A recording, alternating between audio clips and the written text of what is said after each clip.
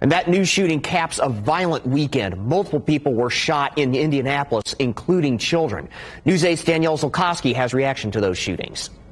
At least 21 people have been shot in 16 separate incidents since Friday afternoon. That's in addition to shots fired incidents where police did not find any victims. One of the most recent victims, a 12-year-old boy who was shot at a house party. Community advocate Reverend Charles Harrison has long spoken out about gun violence in the city. He says the amount of youth with access to guns is a problem in Indianapolis. What used to be arguments and disputes that people had, the worst that we used to do was fight, but now they're not fighting, they're using guns. Police say the 12-year-old that was shot overnight was at a house party at a short-term rental. Zoe Ferguson says she could see and hear the gunfire, and her car was damaged from the bullets. About 15 years, and this is the first shooting that's ever happened in this neighborhood.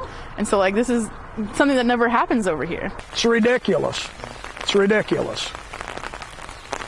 And it seems like any time a bunch of young people get together now, that's the solution.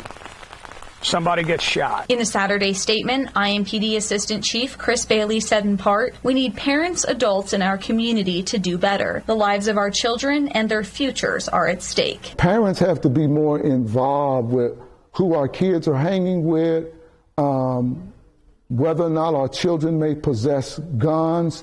And also setting boundaries for our children. We just can't let our children run the streets all hours of nighttime. Mayor Joe Hogsett also released a statement Saturday. He said in part, "I share the anger of our community in the proliferation and reckless use of firearms in Indianapolis, and pledged to continue fighting for common sense gun safety measures to protect our most vulnerable." Mayoral candidate Jefferson Shreve released a statement on Sunday. He said in part, "I again urge Mayor Hogsett to hire a public safety director as a straightforward first step. Right now, no one is accountable across all the agencies of city government for our public safety, except Joe Hogsett." This string of gun violence comes after Mayor Joe Hogsett proposed gun safety measures last month. They will go in front of City County Council Public Safety and Criminal Justice Committee next week. If adopted by the full council, those new gun ordinances would only be enforceable if the statewide law preempting local governments from creating gun regulations was overturned.